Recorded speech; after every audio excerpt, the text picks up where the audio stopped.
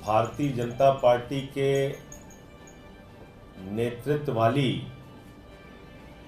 तथा कथित एनडीए सरकार के मंत्रालय की घोषणा हुई।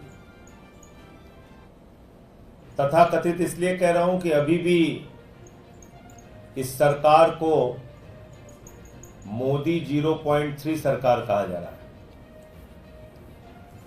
और इंडिया गठबंधन के दलों को जिस बात की आशंका थी वो पूरी तरह से सच साबित हुई। ये पूरा जो एनडीए घटक दलों को जो मंत्रालय मिला है,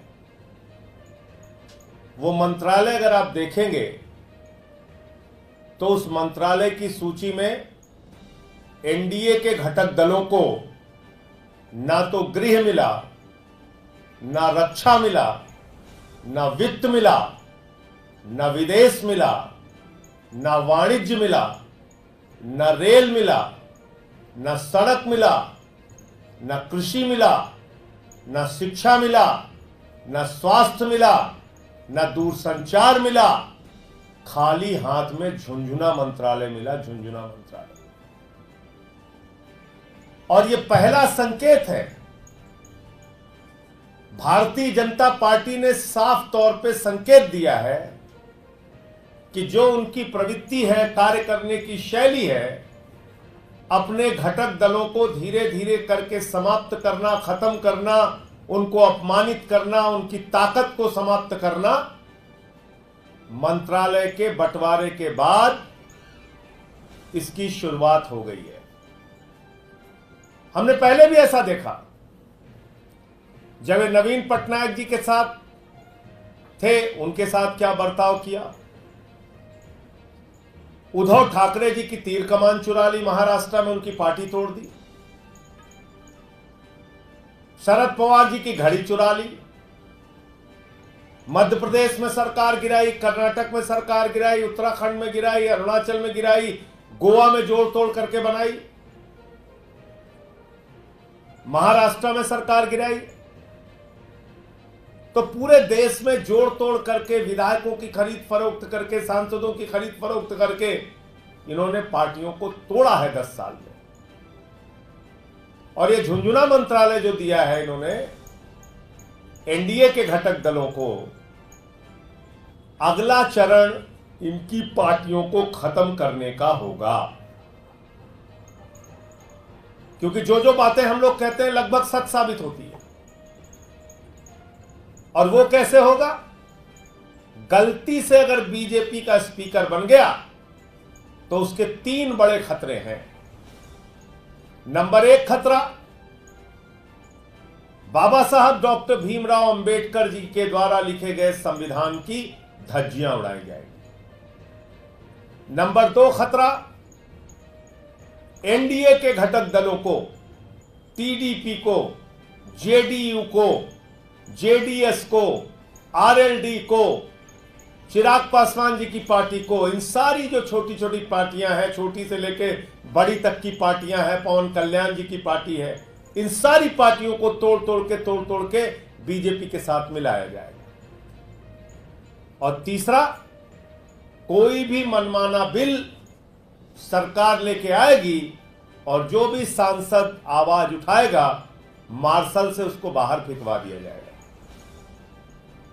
भारतीय संसदीय इतिहास में 150 सांसद पहली बार मोदी जी की सरकार ने निलंबित किया था।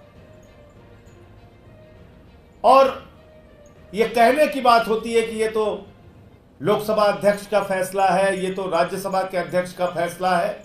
निलंबन का प्रस्ताव सरकार लेके आती है। संसदीय कार्य मंत्री निलंबन का प्रस्ताव रखते हैं और सांसदों को निलंबित करके बाहर किया जाता है।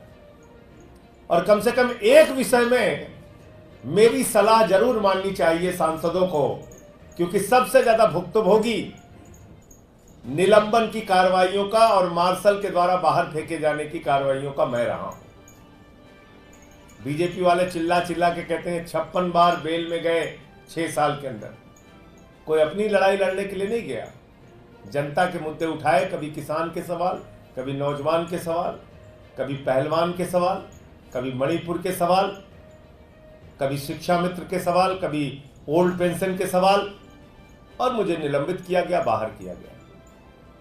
तो मैं अभी भी इस घटना के बाद कि एनडीए के घटक दलों को झुंझुना मंत्रालय मिला है, मैं टीडीपी, जेडीयू जैसे दलों से अनुरोध करूंगा कि कम से कम स्पीकर अपना बनाइए। ये आपकी पार्टियों के हित में है, ये बाबा साहब डॉक्टर भीमराव अंबेडकर जी के द्वारा दिए गए संविधान के हित में है, और ये भारत के लोकतंत्र की रक्षा के हित में है, ये संसदीय परंपराओं के हित में है कि स्पीकर टीडीपी का होना चाहिए। और अगर बीजेपी उस पर समर्थन नहीं करती तो इंडिया के घटक दलों को निश्चित रूप से इसके बारे में विचार करना चाहिए। बीजेपी के समर्थन के बगैर अगर टीडीपी अपना स्पीकर का उम्मीदवार मैदान में उतारती है तो इंडिया के घटक दलों की और इंडिया गठबंधन की बहुत महत्वपूर्ण भूमिका होगी, कांग्रेस से लेकर सारे दलों की। दूसरी और सबसे हैरान करने वाली बात, भारतीय जनता पार्टी ने चुनाव परिणाम आने के बाद उत्तर प्रदेश के लोगों को जिस तरह से मां बहन की गालियां दी हैं, और खास तौर से अयोध्या वासियों को जिस तरीके से मां बहन की गालियां दी जा रही हैं, वो बहुत ही अफसोसजनक और पीड़ादायक है। आपको लोगों ने प्रधानमंत्री बना दिया, यूपी के लोगों ने, एक नहीं, दो नहीं, तीन बार आप प्रधानमंत्री बन गए, और अब आप अयोध्या के लोगों को गाली दे रहे हैं। प्रभु श्री राम की नगरी की प्रजा को आप गाली दे रहे हैं, मां बहन की। पूरी की पूरी बीजेपी मिलकर हिंदुओं को गाली दे रही है, यूपी वालों को गाली दे रही है। अरे भाई, एक बार आपको 74 सीट दे दिया, एक बार 65 सीट दे दिया, अब की आपकी मान लीजिए कम सीटें आई तो आप गाली देंगे। यह है बीजेपी का असली चरित्र, जो मैं बार बार कहता हूं। पहले मुसलमानों को गाली दिया, फिर सिखों को गाली दिया, फिर ईसाइयों को गाली दिया, फिर दलितों को गाली दिया, फिर पिछड़ों को गाली दिया, फिर आदिवासी युवक के सिर पे पेशाब किया, फिर हाथरस कांड के समर्थन में खड़े हुए, फिर जाटों को गाली दिया, मराठों को गाली दिया, और अब सारी सीमाएं पार करके किसानों और जवानों और पहलवानों को गाली देने के बाद अब हिंदुओं को मां बहन की गालियां दी जा रही है। भाजपा को अपना आत्मावलोकन खुद करना चाहिए, आत्मचिंतन खुद करना चाहिए कि प्रधानमंत्री के मन में कितना अहंकार आ गया था।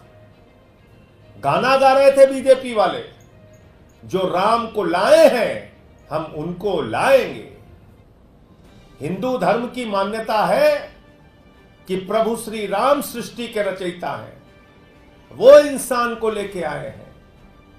हिंदू धर्म की मान्यता है मर्यादा पुरुषोत्तम भगवान श्री राम हमारे आराध्य देवता हैं, और मोदी जी और बीजेपी की मान्यता है कि वो लोग राम को लेके आए हैं। कल को बेटा अपने बाप से कहने लगेगा, बापू बापू हम तुमको लेके आए, तुम हमको लेके नहीं आए। तो इस अहंकार को तोड़ा है प्रभु श्री राम ने। राम पथ गमन मार्ग है, उस राम पथ गमन मार्ग पे चले जाइए।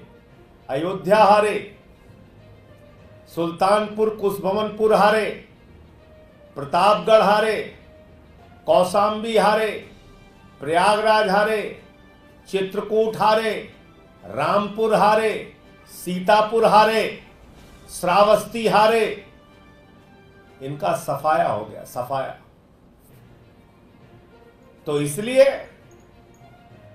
पहले तो अपने मन से अहंकार को निकालिए, दंभ को निकालिए।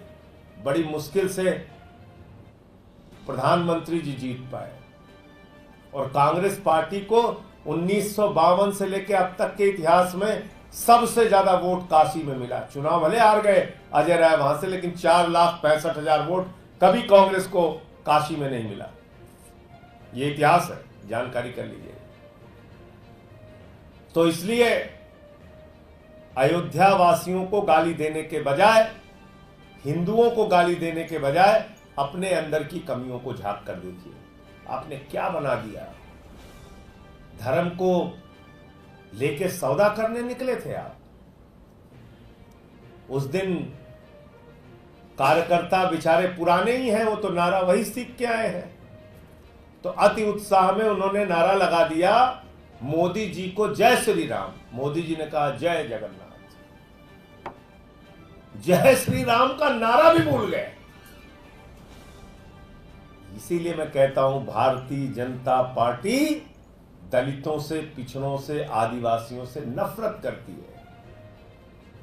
दलित समाज का एक व्यक्ति अवधेश प्रसाद पासी कैसे अयोध्या से सांसद बन गया, इस बात को भारतीय जनता पार्टी पचा नहीं पा रही है और इसलिए मां बहन की गालियां दे रही है। जब अखिलेश यादव जी 5 साल मुख्यमंत्री रहते हैं, अपना आवास खाली करते हैं, तो उसको गंगा जल से धुला जाता है। कन्नौज में अपनी पत्नी के साथ मंदिर का दर्शन करते हैं, मंदिर से बाहर निकलते हैं, बीजेपी वाले गंगा जल से मंदिर को धुलने का काम करते हैं। यह मानसिकता आपकी। तो पिछड़ों ने, दलितों ने और आदिवासी युवक के सिर पे तो पेशाब किया था बीजेपी के नेता ने। इस अपमान का बदला लिया है उत्तर प्रदेश के दलितों, पिछड़ों ने, अल्पसंख्यकों ने, आदिवासियों ने। क्या किया आपने? एक ऐसे व्यक्ति को मंत्री बनाया है जो व्यक्ति कहता है राम भगवान नहीं है। प्रभु श्री राम तो भगवान है ही नहीं, प्रभु है ही नहीं, देवता है ही नहीं, आराध्य देवता है ही नहीं। प्रभु श्री राम तो एक काल्पनिक पात्र है। एक ऐसे व्यक्ति को आपने कैबिनेट मंत्री बना दिया मोदी जी, जो ये कहता है कि रावण जो है वो भगवान श्री राम से श्रेष्ठ था। रावण भगवान श्री राम से श्रेष्ठ था और रामचरितमानस को भी वो नहीं मानता।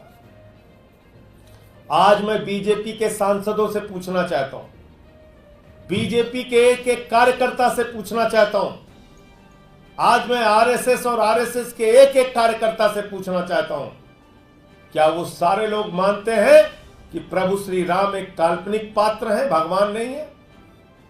क्या वो सारे लोग मानते हैं कि रावण भगवान श्री राम से श्रेष्ठ था? क्या वो सारे लोग मानते हैं कि रामचरितमानस में उनकी आस्था नहीं है? इस बात को स्पष्ट करना चाहिए बीजेपी के सांसदों को, कार्यकर्ताओं को, उनके नेताओं को और प्रधानमंत्री नरेंद्र मोदी को। कैसे आपने भगवान श्री राम का अपमान करने वाले व्यक्ति को, जीतन राम मांझी जी को, कैसे आपने अपने कैबिनेट का मंत्री बना दिया? स्पष्ट कीजिए आप। तो मोटे मोटे तौर पे ये तमाम मुद्दे थे जिसको आपके सामने रखना था। एक तो झुंझुनू मंत्रालय वाला विषय है और दूसरा प्रभु श्री राम के अपमान का विषय है। आपके कोई प्रश्न हो तो आप पूछ सकते हैं।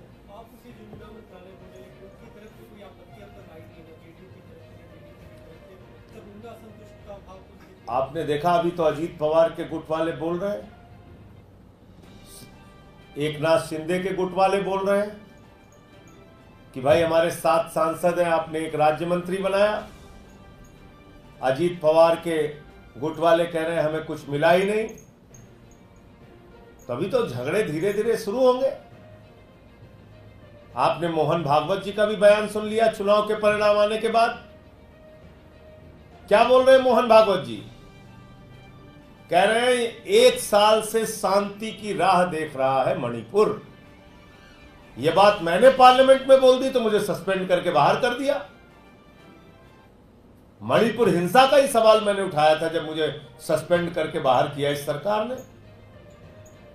प्रस्ताव लेके आए मेरे खिलाफ निलंबन का, और अब वही बात खुद मोहन भागवत जी बोल रहे हैं।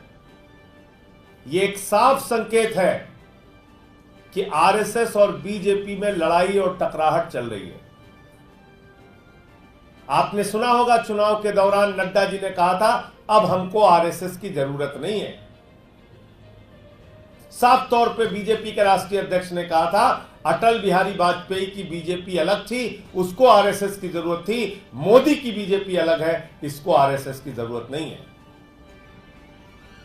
तो पहले तो बीजेपी वाले कहते थे आरएसएस हमारी मातृ संस्था है, आज मां बेटे का भी झगड़ा हो गया। ये मां बेटे का झगड़ा है। मोहन भागवत जी कह रहे हैं प्रतिपक्ष के साथ सही बर्ताव कीजिए। वो आपके विरोधी नहीं है, वो प्रतिपक्ष है। कभी इस मान्यता में विश्वास रखा? प्रधानमंत्री मोदी जी की सरकार ने एक एक करके आदमियों को तो आप जेल में डाल रहे हैं। तो मुझे लगता है कि ये जो आरएसएस के प्रमुख का बयान आया है, ये भी आपस में एक इनके बीच के झगड़े को प्रदर्शित करता है। एक साल से कितने उहापोह और परेशानी में रही होगी आरएसएस मणिपुर की घटनाओं को देखकर। भले ही चुनाव के कारण वो लोग चुप रहे, लेकिन अब बातें निकल के सामने आ रही हैं और बहुत सारी बातें आएंगी सामने।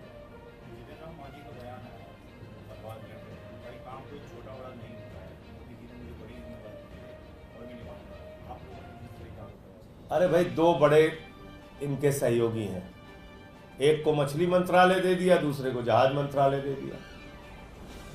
भाई जेडीयू के लल्लन सिंह जी को और पूरे बिहार को ये उम्मीद थी कि रेल मंत्रालय कम से कम बिहार के खाते में जाएगा, तो उनको आपने मछली मंत्रालय दे दिया, पशुपालन मंत्रालय दे दिया, पंचायती राज दे दिया, और एक को हवाई जहाज दे दिया। अब हवाई जहाज में पूरा देश जानता है कुछ बचे नहीं है। जहाज सरकार के पास है नहीं, वो प्राइवेट वालों का है, और हवाई अड्डा प्राइवेट वालों का है, वो भी अब सरकारी बचा नहीं। वो मोदी जी के दोस्त अडानी का है सारा हवाई अड्डा।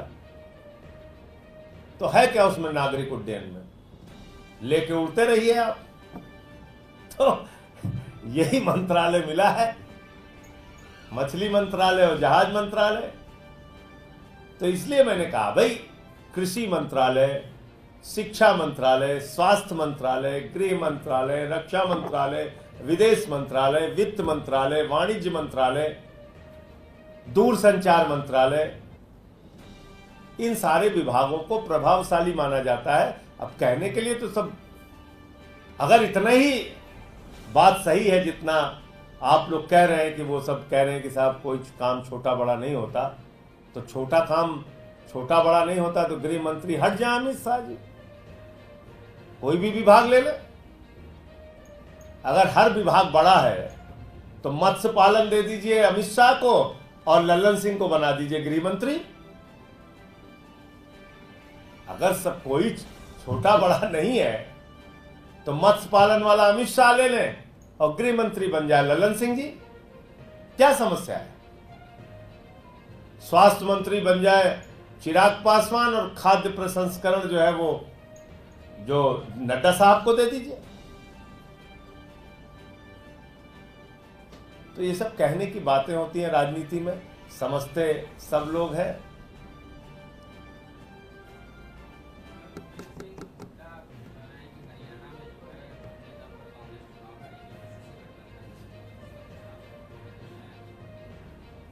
देखिए, अभी हमारे पार्टी के राष्ट्रीय संयोजक दिल्ली के मुख्यमंत्री अरविंद केजरीवाल जी जेल में है और जल्द ही उनको न्यायालय से राहत मिलेगी, वो बाहर आएंगे, तब इस पर विस्तार से अलग बात करेंगे।